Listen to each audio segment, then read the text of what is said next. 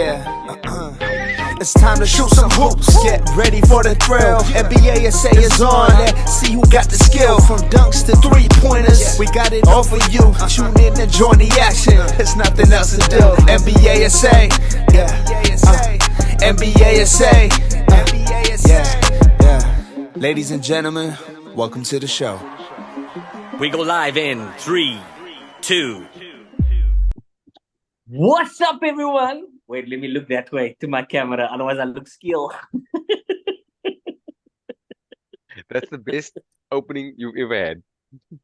I know, I look at. What's up, everyone? It's the NBA SA show. It's late night on a Sunday, and Dallas are up 2-0. Boston are up 3-0. And we've got two parties of gentlemen feeling very differently about both series. But let's find out from them. KD, how are you feeling, bruh?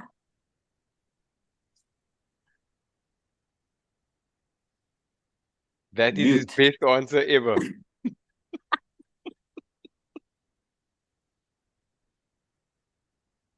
He still doesn't realize you can't hear him.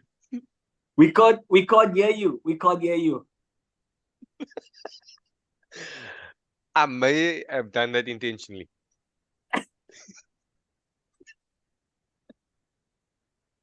Can we hear you? This is amazing. Now you can ask me all the questions and he can't even react. You can hear us, okay. Like, we can't hear you. That's the best. That's how every show should be. So we're just talking about Dallas. Can you hear us, Kurt?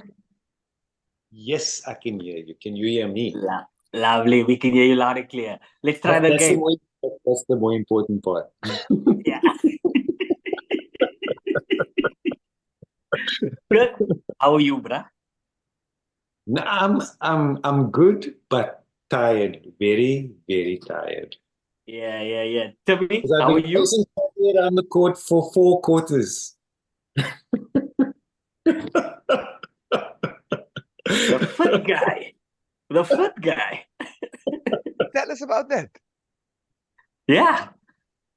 Man, what do you mean tell you about it? How's the Chasing Kyrie around the court for hard work. Maak jou moeg. Maak jou moeg. I don't understand because he makes it look so easy. Especially when you say, "Come, I'm gonna stop you now." Yeah. You're not gonna stop me. Yeah. I'm gonna drop 30 in the first half. Just to show you. Yeah, back. Yeah. Tim, how are you, bruh? Yeah. Me? I'm great. I'm great. Right? But I opened up even when they were down. Yeah. I'm the eternal optimist here. Yeah. I'm hopelessly optimistic. I'm even more hopelessly optimistic. Yeah. All right, fellas, listen, before we... You're hopefully optimistic now. Hey? You are now hopefully optimistic. No, I think I was hopefully optimistic. And the eternally piece was just me saying it's a repeat. Yeah. All right, listen, let's get into the Pacers Celtics series first, because obviously we're going to spend a little bit more time talking about Dallas. Kurt, let's start with you, bro. It's 3-0. Yeah. Halliburton is injured. Is it inevitable? Yeah. Look, it was inevitable before game 1. Boston, Thanos, Celtics. Yeah. Inevitable. But it's even more inevitable now. Except Celtics without the rings, because none of those guys got rings. Yeah. So this morning I was thinking after last night's game and them having to come back from being down huge again. It happened in the first game, the second game, they blew them out. Third game, Boston led for a minute and 30 seconds of that game or something. And for teams in the West, if you've got a guy that's injured, not even out the game, just injured, like teams will pounce on that and they will beat the cuck out of you. We've seen it throughout these playoffs where teams are hobbled, they lose a player, and they get smacked. If you look in the East, all the rounds, teams have been without major pieces, and games have been close. So I don't know what it is. I don't know what the explanation for that is. But Boston, who are super dominant and should be beating these teams by 20, 30 points, are struggling to win games in the playoffs and games against teams that don't have their star players. It happened with Pacers, New York. It happened with Boston against Cavs without Spider-Man. They struggled to close that game out without the superstar. And it's really interesting. I don't know what the explanation for that is, but it's very strange that the East teams are struggling to insert it or to impose their dominance on teams. Timmy, your thoughts on the series, bro? I mean, all of us called Boston. Is there any hope for Indiana, or is this it? No, this is it. From a basketball perspective, there is no chance. Right? It was surprising. It was, in fact, weirdly, it was more interesting watching an Indiana team at home without their talisman star player. Right? It was more interesting watching that game and watching sort of Boston play with their food and then eventually win, right? Than potentially the rest. But from a basketball perspective, there's no chance that the Boston are going to go through. And depending on where you want to sit, I think that there are a variety of different narratives that you can have, right? So if I supported the team, right? So if I was a Boston person, I'd be like, not playing particularly well and still beating the other team. Right? That's amazing. That's what championships are made of, right? You could also go, listen, you can only beat what's in front of you, right? And they are, even though it's close-ish games, you are beating them, and at least they're winning in clutch type scenarios, right? And so those are all arguments, right? The other piece is, I don't know if I was going to sit on the other side, right? Being able to switch things on and off at whatever level of intensity your opposition is playing at, I think is a lot more difficult than what people seem to believe. And so if my team were switching it on and off depending on who they're playing against, I'd be very worried about that. Because eventually you're going to get play against a team that gives you a couple of really hard shots to face, and then some bad luck goes your way, and then that's over. That's the series, right? Denver. Yeah, no, exactly. Good point. And then maybe just one thing, the one thing that I found just personally interesting, Boston, as dominant as they have been, right? One injury, so Kristaps is gone, right? All of a sudden, their 8-man rotation, their first five still rock solid. Yeah. But the three dudes coming off the bench are Hauser, Peyton Pritchard, and Luke Cornet. Like, when I say it that way, it doesn't sound so impressive, does it? That inspire confidence. Man. Yeah. Can you picture Luke Cornet, right? Standing in front of Luca and doing the little tango with him? No. You thought that the Frenchman looked bad, right? That is going to be Disney on ice. If Mavs make it to the final. Eternally optimistic. Don't touch him on his studio. Don't touch him on his studio. Don't, sir. Bira, I'm ready. It's easy to throw it when you're 2-0 up, nigga. 100%. Yeah, but you were a big a second ago. Yeah. That's the perfect transition to the next series. So I think it's safe to say it's a wrap. I think the world agrees with the two of you. The Pacers have already actually done better than what we expected them to do in any case.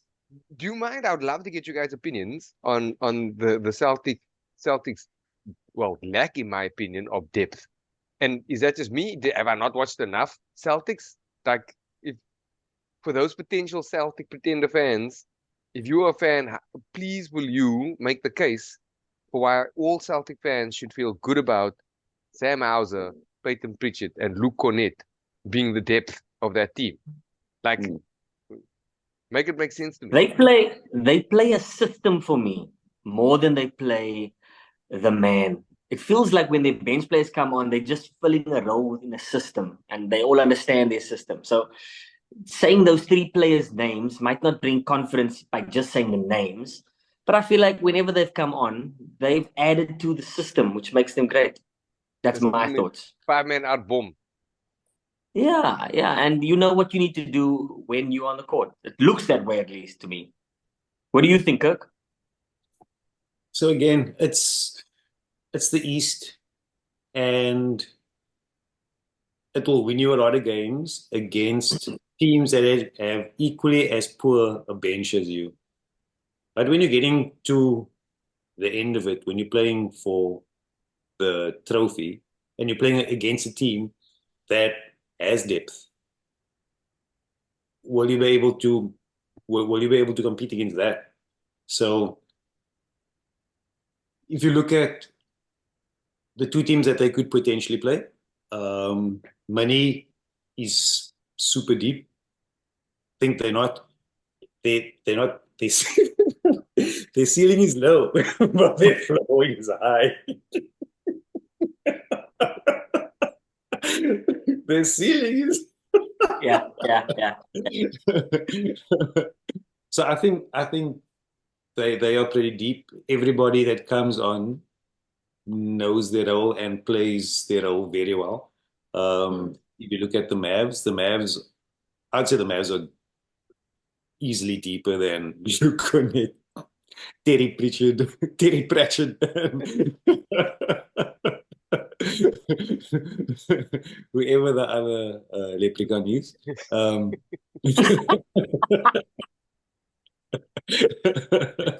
That's racist. That's racist. It's actually true, but still. Yeah. Yeah, so I mean, like I said, to get you through the bulk of it, you can get away with the shitty bench if your first five are gonna open up a 20-point gap quite easily. But it's not gonna cut it conference finals. Well, it's cutting in conference finals, but it's not gonna cut it finals when you're up against a team that is prepared for you. What are your thoughts? I mean, I just think about it like, because the way that both Mini as well as Dallas run their rotations, they stagger some of the guys, right? Yeah. So at some point, Hauser's going to be guarding, or Luka Net's going to be on the court with Luka, with Luka Net's going to be on the court with Luka, yes, yeah, right. Alternatively, Peyton Pritchard's going to be guarding Kyrie. Like, I don't know if that sounds fun for anybody. Well, anybody in the green and white kit. Yeah. But that's the beauty of I mean, they've been saying it all week, like the beauty of the matchup in the NBA. They use an example of how the matchup of Dallas versus Minnesota, it just favors Dallas based on the personnel that they have. In comparison to if Denver played Dallas, they reckon that Denver should easily have beaten Dallas just on a matchup thing, right? And I guess, like you say, you can only beat who's in front of you. You can't blame Dallas that Minnesota beat Denver. You're now the team that I've got to beat, and it just happens to be a good matchup for me. Although it's amazing how it's suddenly a good matchup. Currently, a week ago, the pundits are like, nah, Mini in 6. But that's the hype, man. That's the hype. You know how it goes. People forget that you are frick moeg after a Game 7 win, and now you got to go and take on a fresh Luka and Kyrie. That means something, and it doesn't come easy, which is clearly being shown. Yeah. Kirk, are Minnesota winning the next 2 away from home, bruh? No. I think it'll be 1 of 2. And then, interestingly enough, Kyrie is unbeaten in a closeout game in the playoffs. So 13-0. That doesn't bode well for going down 2-0 against this team. I must admit that these playoffs, I have gotten caught up in the hype, and I was like, because the the manner in which teams have beaten teams has been so fucking convincing. It's like, and you forget that these are like elite teams that make Yeah. adjustments and Yeah. figure shit out, and um, they're just that good. So, Mm. but I must admit though, after I was hopeful until Ant-Man spoke cock about Kyrie, and I mean. We've seen it. We've seen it so many times. Every time you embarrass an NBA player, an elite NBA player in public, it backfires. It's backfired on everybody that has done it in recent memory. And Yeah. I mean, he's a young guy. He's caught up in hype. You and I were speaking about this morning, whereas like he was riding his wave, and he had every, I guess, his intentions were good. He was trying to Mm. rally troops, but it was a cocksucker thing to do. Mm. And looking at his post-match interviews after those comments, he was very subdued. He was very quiet. He lost his swag. He was Yeah. almost like he knocked the Yeah. cool out of his fucking walk. And Yeah. it was interesting to see. And I don't know how that impacts on the rest of the series. If he can turn it around, if he can come back strong. But to put your hopes on a 22-year-old kid in his first deep playoff run and him coming out trying to take on all that pressure and try to take on all that responsibility against a seasoned Kyrie, and I mean, they've got a champion kid, they've got a champion Kyrie, they've got a fucking world dominator in Luka, that's ready for it. Mm. So I don't know. I I hope that they win two to make it a long series, but I Mm. don't see it. I think it's Mm. they'll maybe pull one back, and then get closed out in five. Yeah. So that means I that means see. that you saying sorry, Wes, that means that you saying Kirk that they must win tonight. Yes, They Yeah, have to. Yeah. they have to. I don't smack like being tired watching a game and then them losing, and then I start my week with that. Yes, that would be great. I'm That sorry that this emotionally affects inconvenience me. you, Timothy. Yes. I'm sorry for that. Yeah. This chase for a title is inconveniencing your week. But, I mean, Not the chase for title, just that win. Just that win. Right? Yeah. Especially if it's a cannon for the win that you're saying is just for the gentleman sweep. But to me, as a Dallas fan, bro, you could not have asked for anything better than this. It is the Western Conference Finals. You are up 2-0. You are now going home. According to me, I see a 4-0 sweep. I think Minnesota have had their flowers. I think him beating Kevin Durant and calling Kevin Durant out elevated his persona. I think him beating the champions have established him as a superstar, but I think he's reached his peak. And I think in him reaching his peak and him going quiet in interviews is a sign for, I think, as a club, they're like, listen, Kiki, this is a big ask. It's our first NBA Western Conference Finals, probably in forever. And another thing that Charles Barkley said was Anthony Edwards has never played this many games in his whole life in one season. And just what it takes on your body is really, really tough. But Timmy, I'm handing it over to you, bruh. As a Dallas fan, how lekker does this feel, knowing that you are 6 games away from a championship? Talk to me. Look here. Actually, I'm gonna zag for a little bit, right? Ant-Man, because now people are saying, yeah, you shouldn't have said it, you shouldn't have said it, but I love that he said it, right? Not just We from all love it, bruh. not from a man's perspective, but I love that he says it. Like, and I mean, what's he supposed to say? Fake humble. I'm gonna be fake humble here, but actually, I do believe that I'm gonna go lock him down because he does. He believes it, Yeah. and it's Yeah. fun that he says it. And I think it's good for his teammates that he said, I totally encourage that now you've got to eat your humble pie if you then lose. But that's okay. Because next week, people are going to forget about it again. Right? It's going to Yeah. be fine. You're going to carry on going. Yeah. He's not going to become Pat Bev. No. He's just too good. He's too good. Mm. Right? You'll back it Yeah. up, you'll dunk on somebody, and then, yeah. So, like, he must carry on talking. I think it's fantastic. I dig it. Yeah. Yeah. And it makes it taste better when the Mavs beat him. So, that's very convenient for me and my appetite, by the way. Yeah. Yeah. The wonderful thing about this situation, by the way, is the Mavs are playing with house money still. And complete house money. So, 2 new starters midway through the year, they're not supposed to be here. Right? So Mm. that's the first thing. House money is amazing. The second thing is the good vibes. The good vibes is real. Right? Looks real, feels real, it's fun to watch. Yeah, like not fun to watch Luka complain. Right? But the team's vibes with one another, that's dope. Right? I like that. And the way they talk about each other, African love. Right? 3, the style of basketball has changed. Right? That's fantastic. Loving that. 4, and I never believed that I would say this, but Jason Kidd is turning out to be proper in his adjustments. He is turning out to be At proper. the start of the season, Timmy was ready to throw him under the bus, and he was ready to cut that nigga. Stop kidding me. I'm done with you. Yeah. Yeah, but I mean, fair play to him. I was the first one on the bandwagon to go out, but look, I need to give him his flowers. Like, and again, the epitome of what I'm talking about here is midway through the last series, where he made the adjustment, like right at the end of the last series.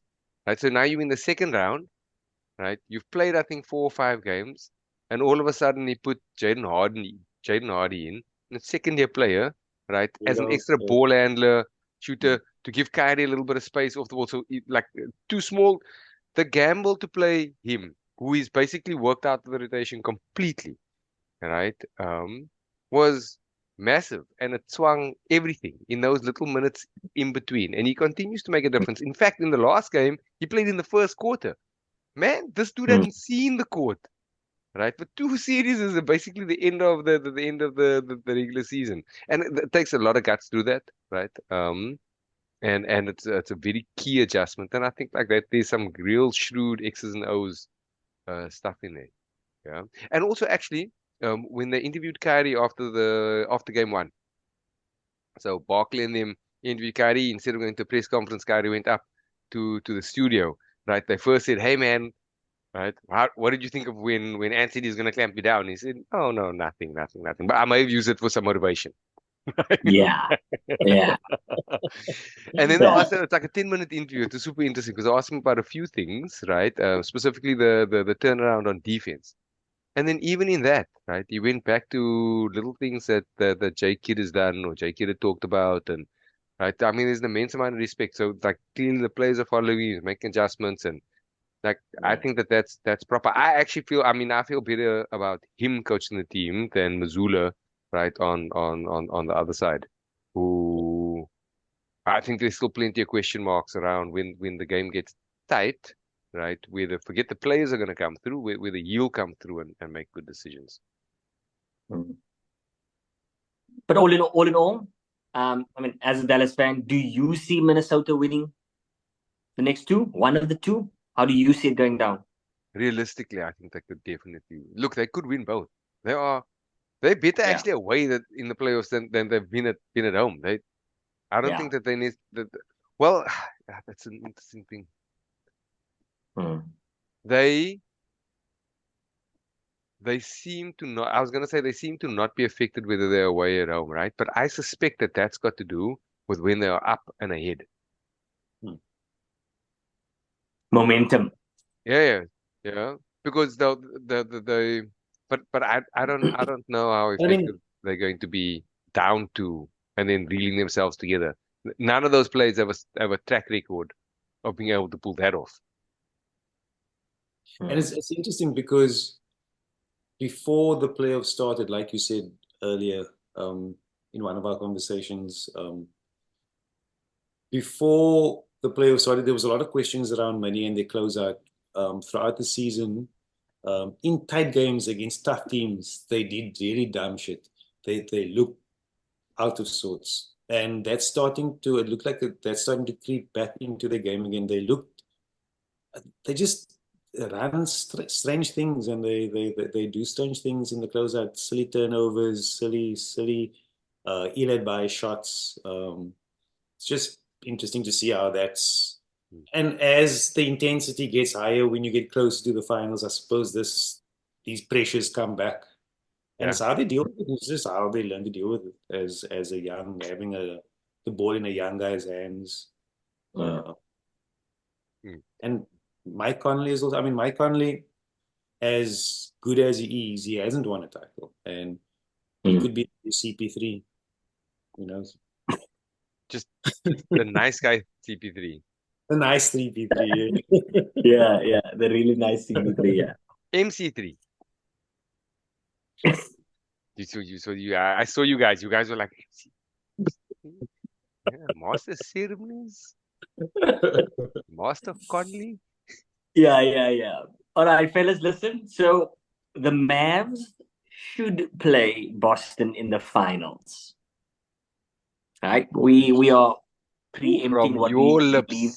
to God's ears. Sounds like a Charles Barkley pool party. Yeah. Good. Obviously, So we long know. the P Diddy. Too soon, my bad. Too soon. Yeah. Assuming it goes the way we think it's going to go. I mean, basketball is a crazy sport, but assuming the Mavs and Boston play in the finals, it'll be huge for both those teams for obvious reasons. Kirk, Yes. do you believe Jason Tatum can get over the hump and beat this Mavs team? What does your gut say immediately? No. If Money makes the finals, I believe Celtics will be champs. But if Mavs make the finals, I don't think Celtics will be champs. Timmy? I mean, what are you going to ask this, but what is he going to say? I'm like, I think Celtics will beat Mavs in 6.5 games. Like,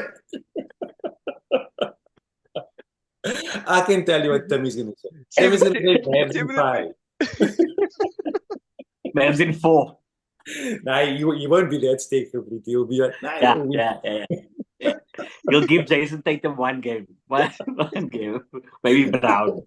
Yeah. Tim, I'm gonna end with you. You never called Dallas to win the championship this year. At the beginning of the playoffs, you said that house money was the thing. You've mentioned the word house money for a while, right? Now it's a reality.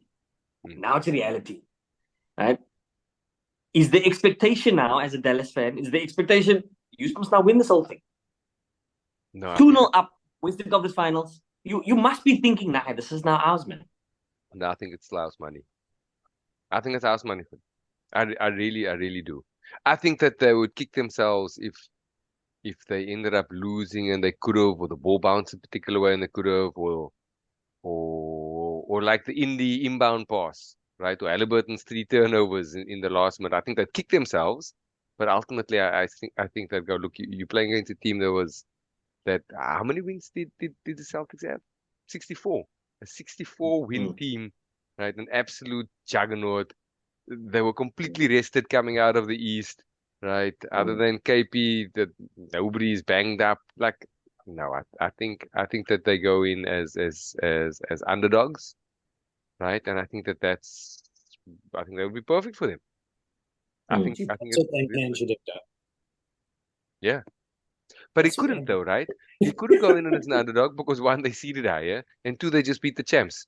And that was my prediction. I predicted that the Mavs would get to the conference finals, but I predicted that they get against the conference finals against Denver. Right? And like I suppose you both of you mentioned or alluded to implicitly or explicitly, right? That's not a great matchup. For the Mavs. Kirk, Yo. in what scenario do you see Boston beating the Mavs in the final? Luka gets in injured. What scenario? Luka gets injured. So outside of injury, you don't see Boston beating the Mavs outside of injury. If the Mavs stay healthy, I don't see Boston beating them. Yeah, that's interesting. They're on That's it. fire I mean, at the moment. I feel the same way, but there's this devil on the side of me that says that Jason Tatum has to win. He 100% That's how. has to win. He 100% Yeah, has to win this year. If he doesn't yeah, win this year, he'll be forgotten as a league, as a potential face of the league.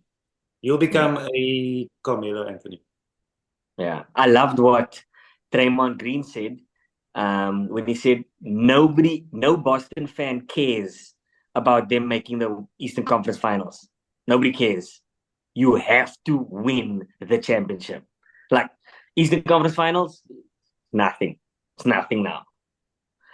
So there's so much pressure. And how does that It's almost like pressure affect you? it's like a GOAT conversation. You can't like make the finals and lose and like be okay with it. As a GOAT, you must win the final. Mm. I mean, There's no Billy Goat Gruff on that Celtics team. oh, wait. No sir. Gentlemen, No sir. yeah. Yeah. Listen, let's try and have a next chat within next week. I'd really love us to chat before the finals. But outside of that, thank you so much for the time, Owens. Can we And only make let's the see time? if the Mavs can wrap this up. Let's only make time after Mavs wins, right? Because it's painful. It's painful to dissect. Listen here. It is now If emotional, the guys. Mavs Now if emotional. the Mavs don't win the series, then everything we said means nothing. Then this never happened. This never happened. It's like somebody called me out saying that all three of us picked the Knicks and it was supposed to be the Knicks versus Boston. I was like, yeah, I mean, that's right. Basketball's a funny sport. So the Mavs, for the three of us, the Mavs better win. That's right. I want to speak. I want to speak to that person. Yeah. Injuries fucking mix up. I feel good about my Knicks pick. Right. I really do, Mr. Whoever it was that was calling us out person. Yeah. The reality is that all five of the starters were crippled. Right? Yeah. One had a broken hand. The other one's back was so bad that he looked like me running around on the court. Robinson was done. Randall was done. DiVincenzo was having issues. Hart was having issues. Sorry, no, DiVincenzo was the only one. And he technically didn't even start in the damn if everybody else was there. Right? Mitchell, Randall, Hart, Brunson, OG. Yeah?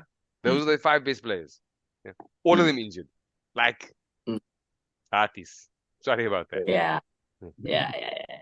The pick was the right pick. Yeah. Pacers got good luck.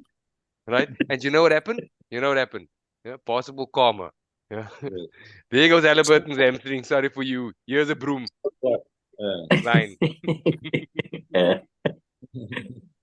Kirk, any last words? Kind of like what's gonna happen to Money, you said. Chicken get excited. Again, your lips. I know just what you said, Toby. Peace out, fellas.